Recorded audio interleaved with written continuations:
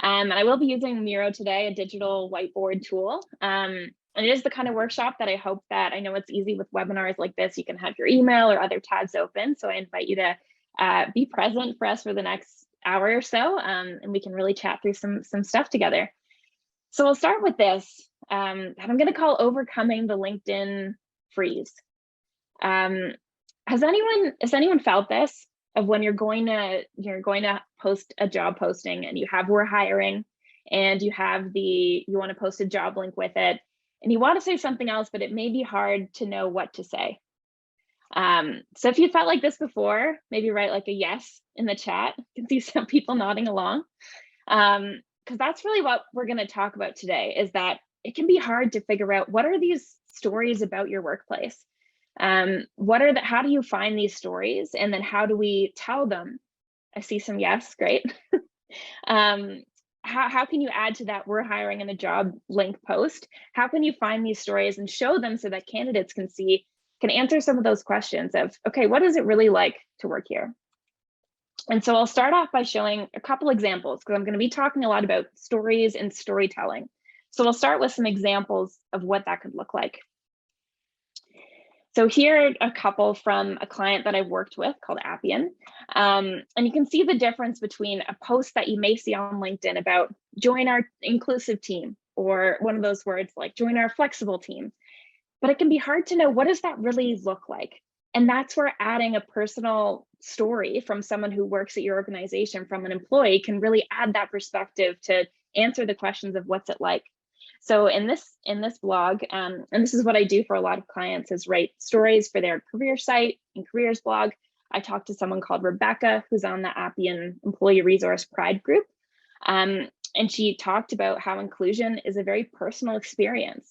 And I thought that was a really good way to talk about it. That's how, when we talk about inclusion, highlighting people and their personal experiences is really a way to bring those stories to life. And another example here is, I often see on career sites about vacation, great vacation packages, right? You may have seen this, or unlimited vacation. And then my question is, do people really take it? What does that look like? And so to answer that, again, with a client, Appian, I talked to Regina, who is someone on their team who'd taken a month-long trip, and talked about the support from her employees. So I hope this gives you a sense of, when we talk about storytelling, it's moving from those posts that you could see from any company to how do we add those stories and answer some of the questions that candidates have. So when I was first talking with Lorena about this workshop, and I was hearing about the employers that Hire works with, I heard a lot of the similar challenges to things that I was hearing from clients in my work as well. And so these are some of the top ones here of, okay, for companies, we're investing in diversity, equity, inclusion. How do we talk about it? How do we talk about it with candidates? And second, how do we show what makes our culture unique? How do we show what makes our culture stand out? And then thirdly, you might understand how this is important. Yes, we need to have employee stories, but I know you're busy and you have a full workload. Where do you start? I know that can be intimidating. So I want to pause here for a second and pull up a poll of, when you look at these three challenges, which one do you find you're nodding along to of, yes, that feels like the situation I'm in? So I'll launch this poll here, and I'll give us a few minutes.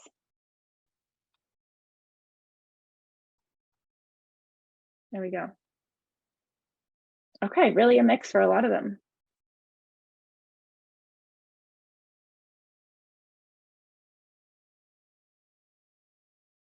Okay, seeing a lot. There we go. Yeah, we're kind of a mix of all of them. So that's good, especially the second one, it looks like, of how do we show what makes our culture unique.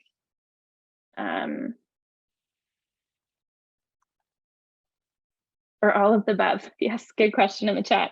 That's true. It can be, if it's hard to choose, that is totally makes sense too. So those are the questions, and glad to hear you can kind of relate to these of things that you're finding too. And it seems like it's, yeah, quite a mix, but really the second one, how do we show what makes our culture unique, is a big one that people are agreeing. But yeah, great points about, these are all big challenges, and it can be hard to know where to start. So what will you leave with today? And I hope that by the end of this, you can have really concrete things that you can take back after this workshop to say, okay, here's how I can put some of these in action. And so that includes a list of where to find stories that show inclusion. Secondly, because I'm going to talk a lot about people and talking about your employees, here are some questions to ask employees to understand your culture, understand what makes them stay. And thirdly, some LinkedIn post templates and prompts that go beyond that generic "we're hiring" post to add a few lines to a story. So those are the three things that I hope you leave with today. And Lorena will also be sending around a document with kind of key takeaways of all this, because I find Miro is great for presenting, but it's nice to have that document after of kind of the key things we talk about. And one of the main things I want to start with is how none of this is about creating or inventing brand new stories to talk about.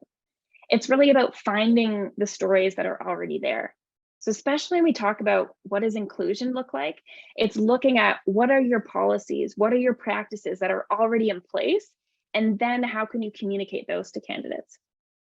Because the hard thing that I find I'm seeing a lot is companies who are, and I'm assuming if you're here, you're involved with Hire, involved in these kind of activities, that you may be doing lots of this work, investing in inclusion and what that looks like at your organization. But from a candidate's perspective, if you're not showing it on your website, on your career site, on your job postings, candidates, and especially today we're talking about immigrant job seekers who are looking for companies like yours, they have a really hard time finding you.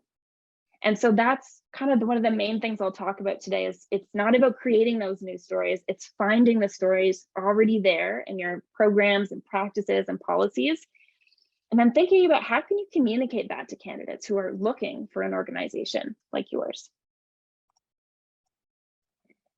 So the three main things we'll go through today is how to find stories of inclusion at your workplace.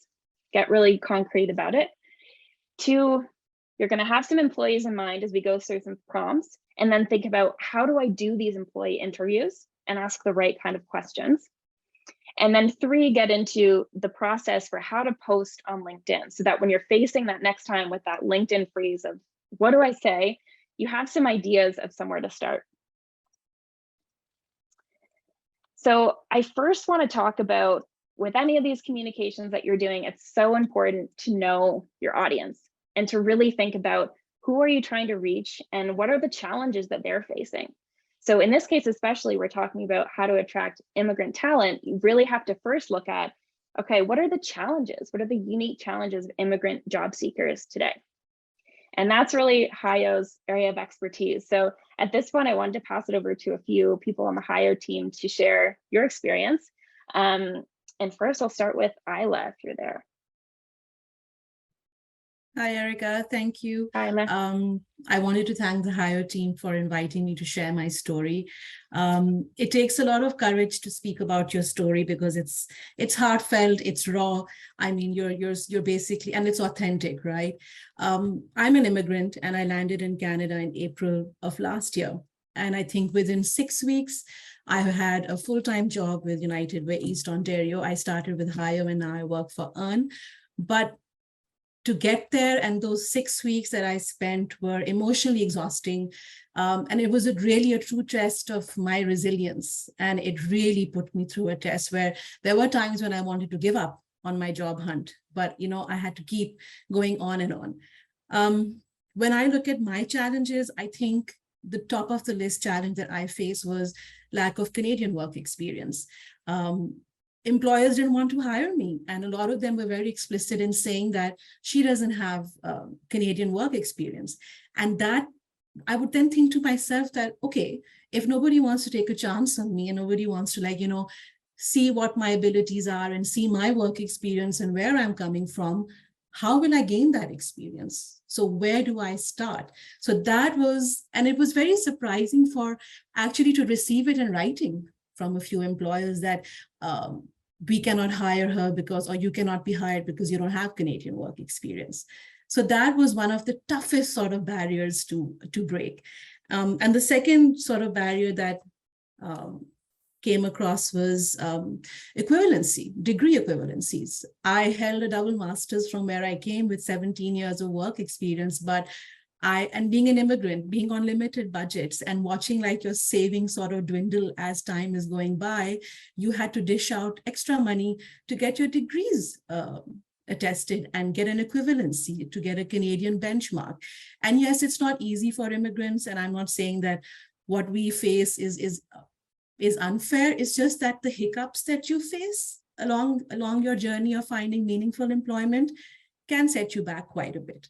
But fast forward to today, I think that when I look at a job application, I believe these are my own beliefs and my views, that if you are hardworking, if you are a go-getter, if you are ready to learn at the job, you can be successful wherever you go. As long as you have the right mindset.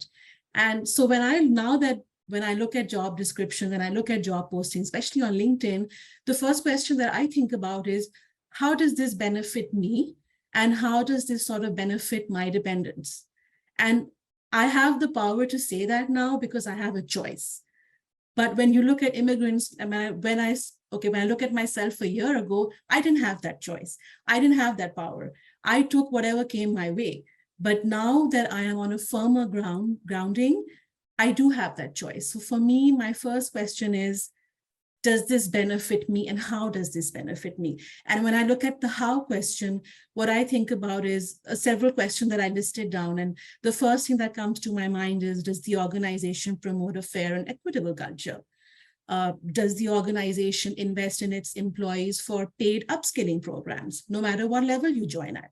You don't have to be a manager or a senior manager to have paid training. What if you're a trainee? And what if you're right at the bottom? Does this organization invest in you? Does this organization look at your career development as important as well?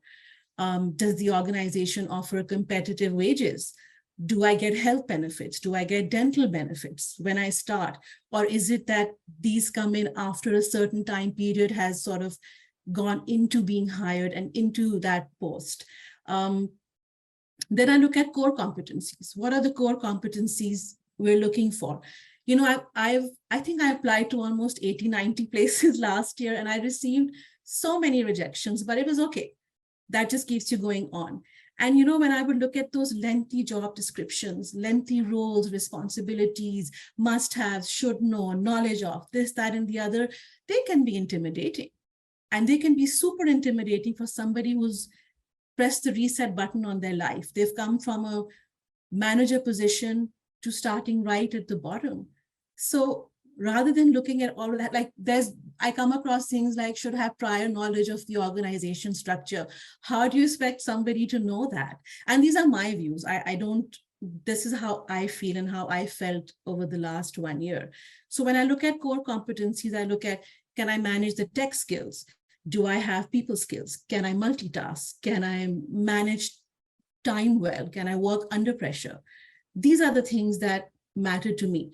And also, can I fulfill 80% of the skills they're asking for? So for me now, because I have that choice, these are the questions that I can ask. But like I said, it hasn't been an easy journey. And I wish all the best to everybody out there who's busy with their job searches and busy with their job hunts. Keep trying and keep at it. Thank you very much. Thank you so much, Isla. And thank you for sharing your story and your experience. And those are all such great questions too that we'll get into on the other side of it, of how employers can answer some of those questions. So thank you so much. Lorena, did you want to share? It's hard to follow Isla with that great testimonial, but I just wanted to add that I had an experience working with newcomers, especially in a different province, where I had to manage several internships for immigrants who had to start their Canadian experience in a local with a local employer. And I remember one specific example, and I think for me it was very clear that that person had a not very good experience in his first internship in Canada, because when he looked for the job, he was a little bit intimidated by it was an engineering company. So He was very highly skilled, but he felt very intimidated by the lack of communication with the supervisors. So there was definitely, I went to mediate the situation where he felt isolated and perhaps he wasn't in the right place because he wasn't really communicated his expectations, neither the way he could ask questions. He felt that because he had to talk to the supervisor had to initiate the conversation, as opposed to the supervisor. On the other hand, he wasn't sure that he was the right candidate because he felt that the person, the newcomer, wasn't really asking questions, didn't participate in conversations, and he was just staying in his desk without interacting with anyone. So for me, it was very clear there was definitely a lack of cross-cultural competencies and understanding of things that need to be communicated early on. Unfortunately, that internship didn't move forward to an employment. That was the expectation. And definitely the candidate left with an impression that he really needed to understand much better the workplace environment before entering this journey, because definitely they can leave a mark for the future opportunities.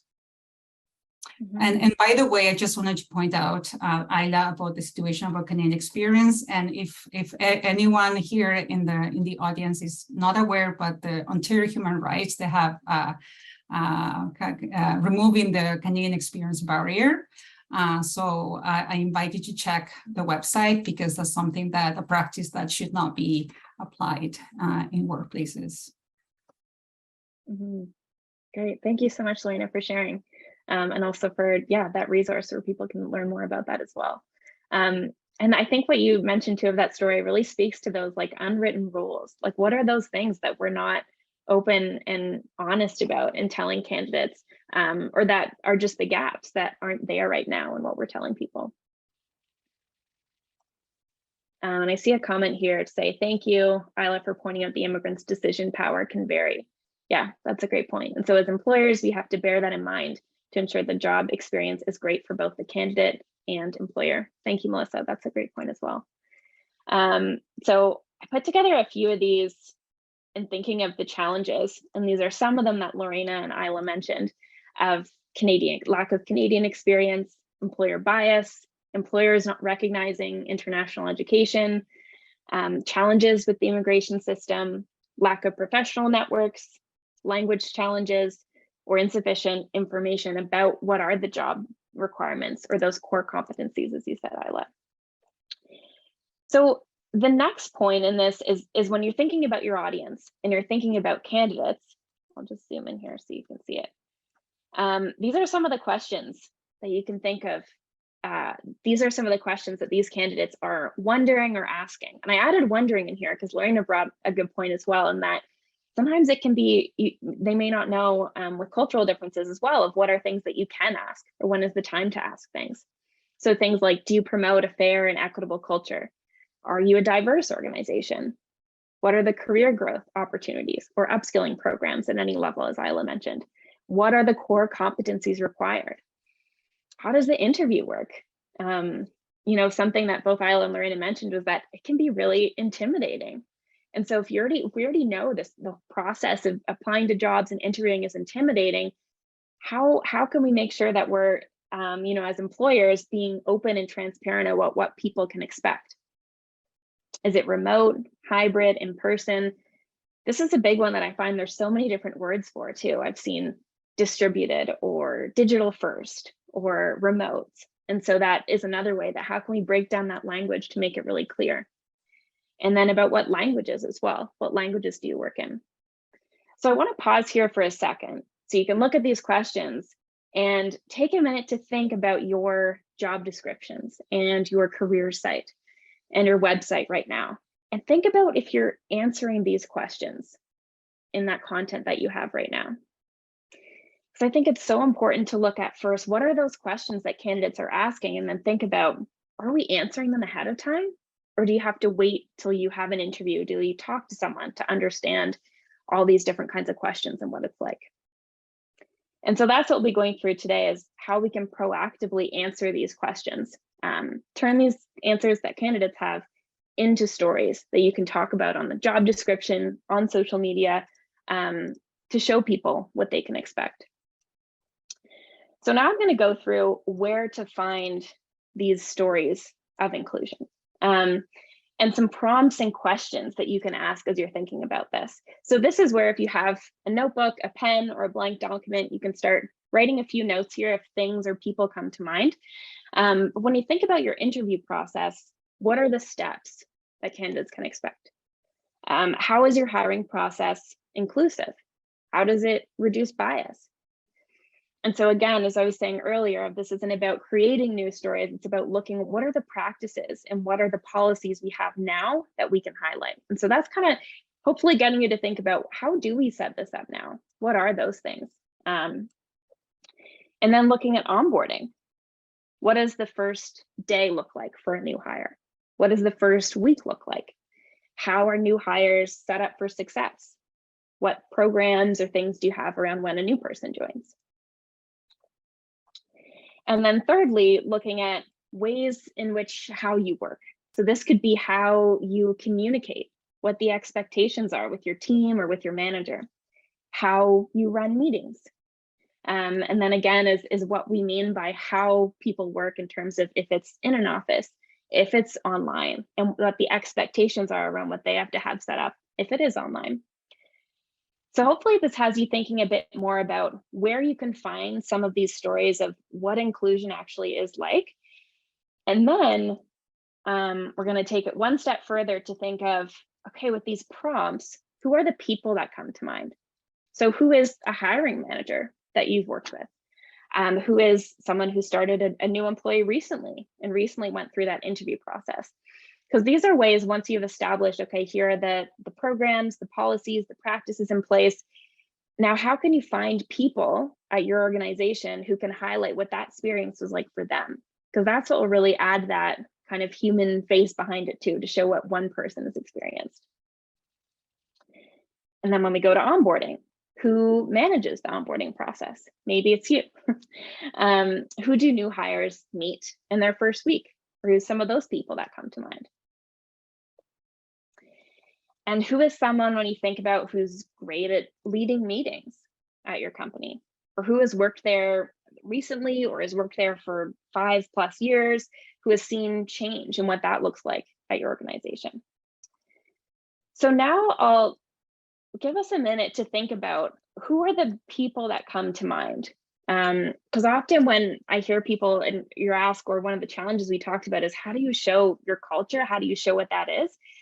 It all comes back, I think it all comes back to people. It's the employees that choose to work at your organization and their own experiences. So when you think about those things we talked about, those values, the programs at your company, who are the people that come to mind?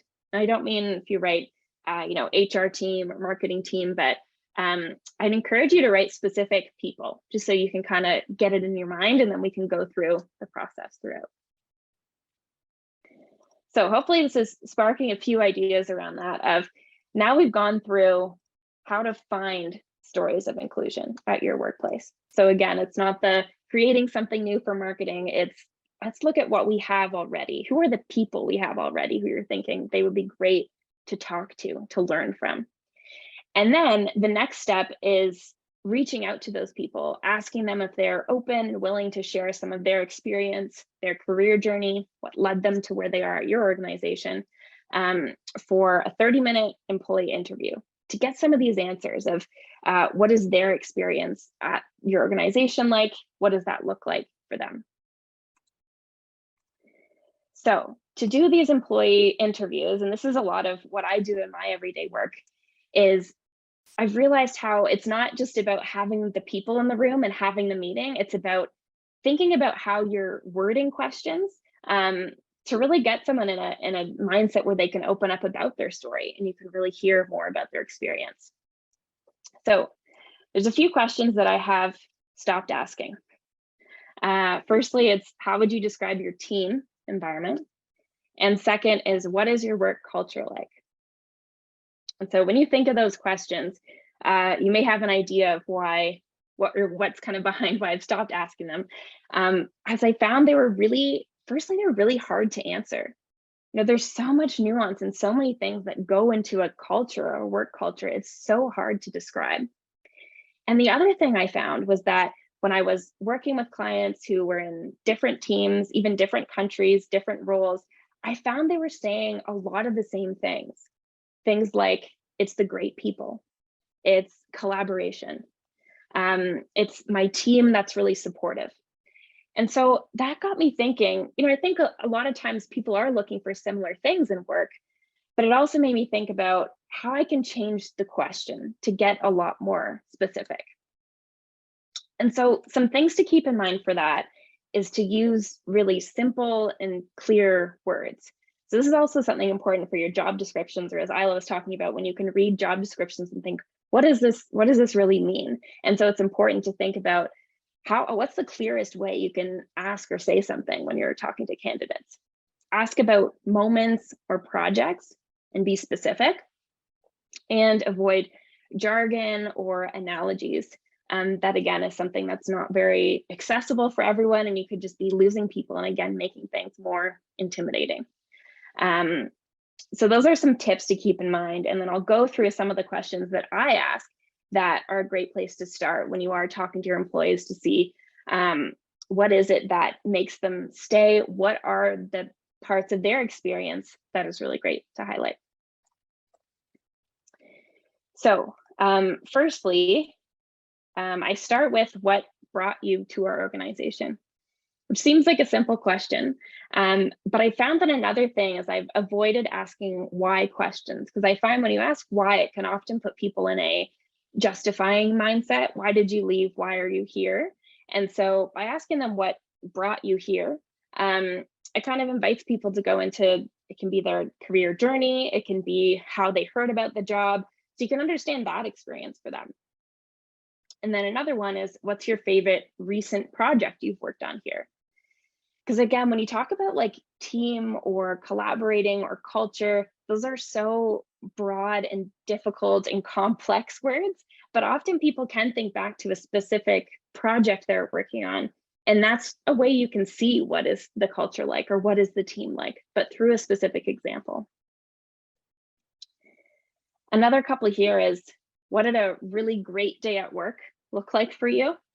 And I find this one interesting because sometimes people talk about the specific tasks in their workday that like really get them excited. And other times I had one person talk about the structure of the day. So she said, I get to drop off my kids in the morning, and then I can have a workout, like go to a workout class over lunch, and talked about having a focus time in the afternoon. So, which wasn't really specific to her role, but it's interesting how different people can answer this question of what good looks like for them. And on the other side of it, I think it is important to be honest about, we all have good and bad days at any role at any company. And so asking our employees, okay, on the other hand, what does a bad day look like? Because there's going to be that everywhere. And so that can help you understand too, in this content or when you're looking at attracting candidates, you're not trying to attract everyone. It's not going to be great for everyone. And so you can think about, what are our employees' experiences now that we can really highlight? And so there's always kind of a give and take. And so one example is, you could have an organization that, say, really values collaboration. We want to get everyone's opinion. That's really important, which is great. And on the other side of it, it could mean that maybe the processes are slow because you are waiting for everyone's opinion or feedback.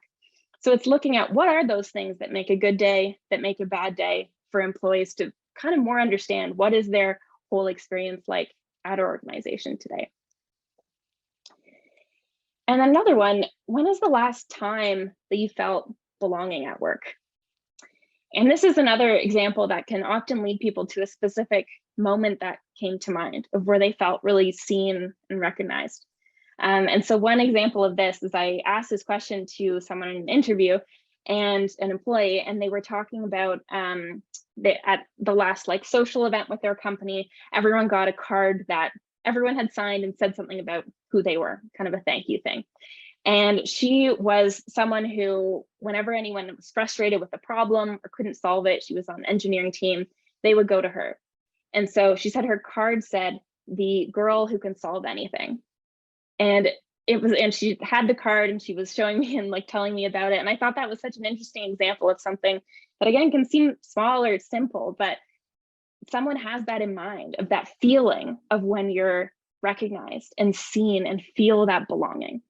And so I hope that these kind of questions can get you a sense of asking about those specific moments and those feelings, because often when we talk about culture or inclusion, the reason it's so hard to describe is I think it is a lot of these moments of what that feels like. And it is a lot of people's personal experiences. And so thinking about what questions you're asking is one way that you can kind of help get to those. And I will say as well that we'll be, as Lorena mentioned, she'll be sending out kind of like a key takeaways document that has all of this as well, of those questions. So you can start to ask those too. So then I want to go back to where we started, this LinkedIn freeze. So at this point, you've hopefully thought about a few people you want to talk to. And let's say you've done a couple of these interviews with your employees and you're at a stage where you have maybe on a notebook paper, you have some docs, that you have different quotes from people, different ideas that are kind of sparking, but you're still hiring, and maybe you'll go back to work after this workshop and you're going to post a job and you still have this question of, how do I write it? Like, what do I say? And I think, let's acknowledge that that's really hard. Writing is really hard. It's hard to sum all this up and figure out how to say it. So I'll give you a minute, and Lorena just wrote in the chat too, when you see that, when you have that kind of LinkedIn freeze feeling, what makes that so hard? What's like one word that comes to mind? And you can write in the chat there.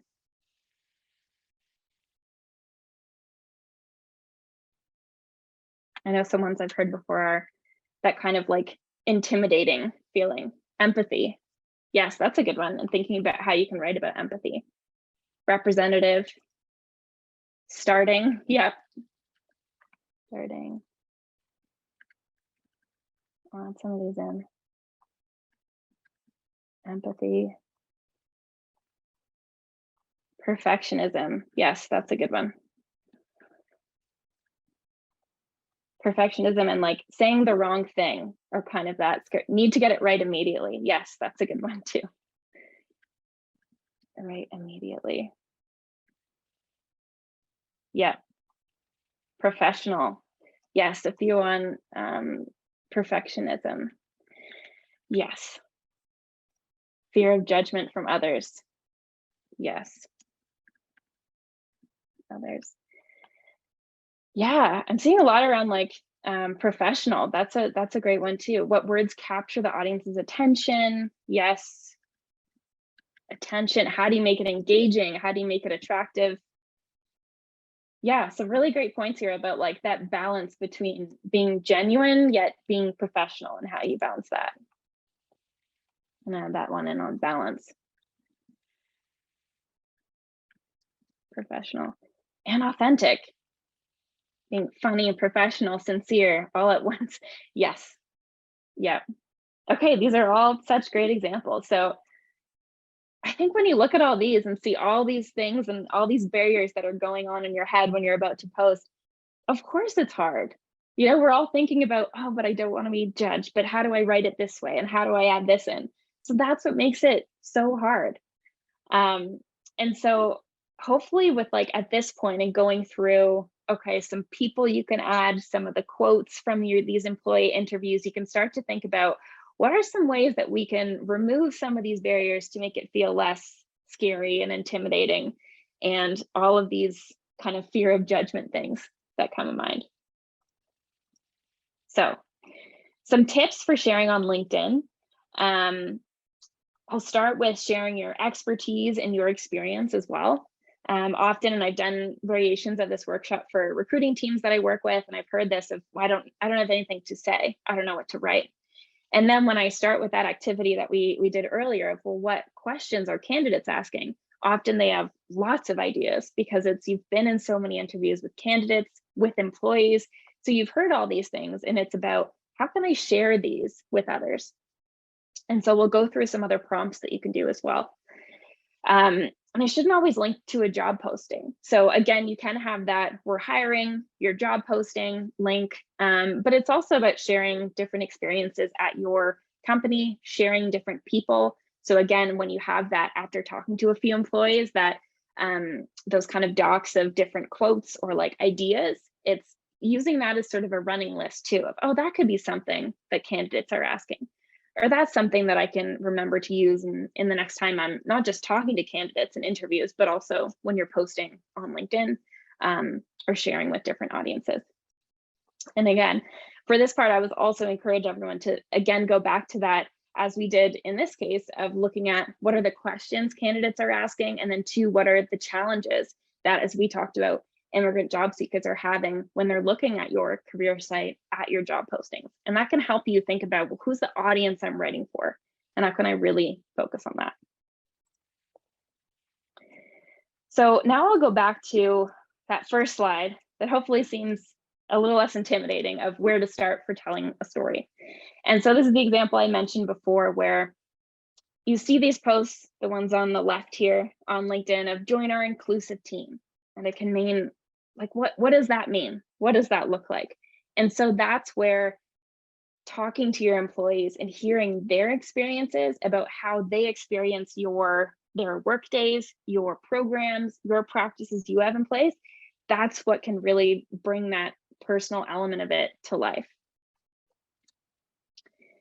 And then again, this is the other one I mentioned about unlimited vacation. Some other ones you may see around benefits, and that was one that Isla mentioned as well, of, okay, well, what are the benefits like? When can I expect them? Or other ones that you can think about, are you answering these questions ahead of time that you know candidates are wondering and asking? And then this other example I bring up is with another client of mine, Avik, where it was about career growth. And so I'm sure you have this, or you've seen these posts as well, of we have lots of career growth opportunities. Grow your career on our team. Apply today. And again, this post on the left, you could see, and I've seen this kind of post from so many different people or companies, and I'm left with those questions of what does that look like? And so here's an example of Sam, who's one of their sales leaders. And Sam started as the first woman on the sales team in 2016. Since then, she's grown into 4 leadership roles and now leads our IT team. And so that was a blog we did about Sam, about the experiences that she's had at Avik, the different programs that support her career growth and how she's learned. And again, it answers some of those questions. That's like, well, what is it like? How can you show people what that experience is like? And another thing I'll say on this is, like, the examples I have here are blogs that I've written that are often long form. They often live on the career sites or careers blogs, but it doesn't have to be that kind of long form story. And when we talk about stories, I also mean what you can see on this green post-it of, it can be 1 or 2 lines about what an employee has said, something about their experience, that you can see the difference of what that adds, putting a real person behind it and their personal experience. So that's where I'd recommend the place to start of what today is focused on, of those adding to the LinkedIn stories. And the other part of this is that often when we think about, okay, how can we show this to attract talent, in this case, attract immigrant talent, it's also what I found is a great way to keep employees engaged as well, and something that can feel very different when you're asking people to share like job posts versus when it's a story about someone's experience.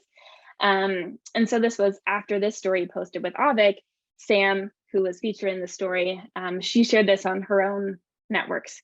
And so I'll just read the first part of, for when many women, be it in tech, sales, or in general, we can be faced with a scarcity mindset, not enough space for all of us, so we must compete with each other. And then she talked about kind of her experience at Avik and how she hasn't felt that there. And that's another thing of, I think when we're talking about people, it's not necessarily just about your company and all that your company does, it's how someone has experienced it. And I think that's where stories are really powerful when you're talking about a person's personal experience. And that's what a lot of these get at, is answers those questions, but also through employees and through their words as well.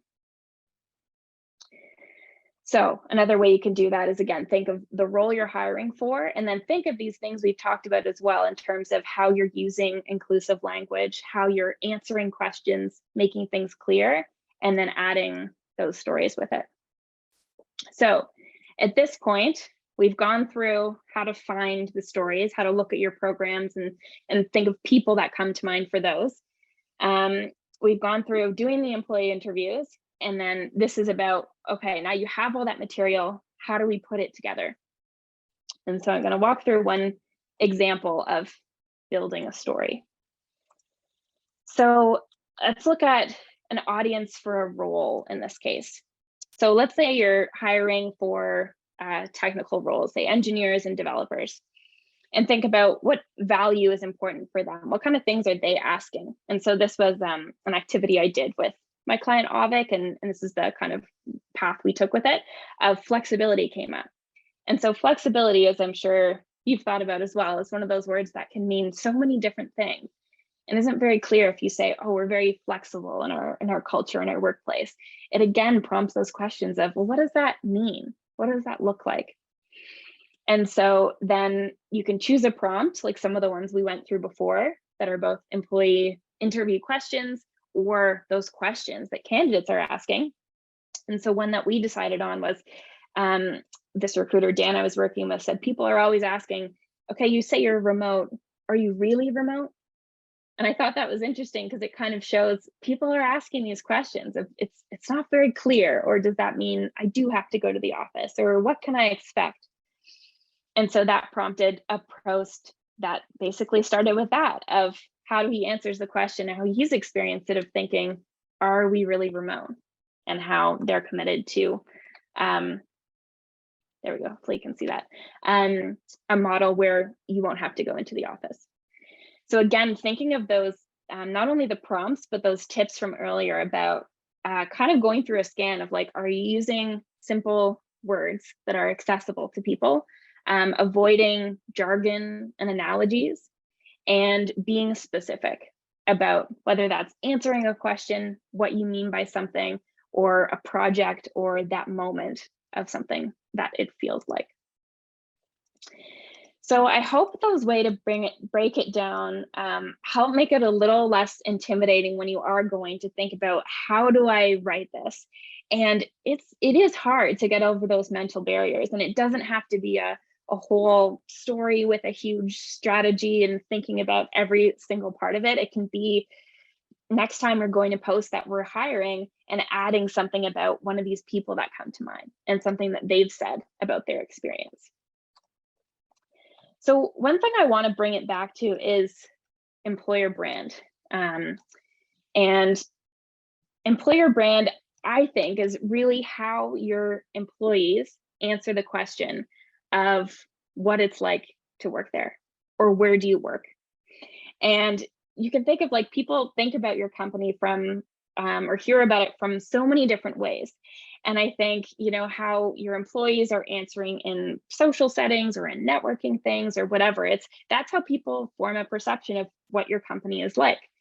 And it is just like culture, and just like especially this work around like diversity, equity, inclusion, is that it's always changing. It's not at a point where it's like ever done. It's things that you're always as living just like people, because so much of it is through people.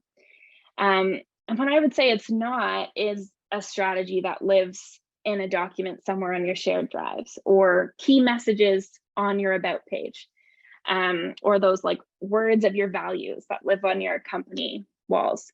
I think so much of your employer brand and showing who you are as a company and answering that question, as Isla said, of like, what's in it for me in a job, like asking those questions. And that's what candidates are asking, is your people.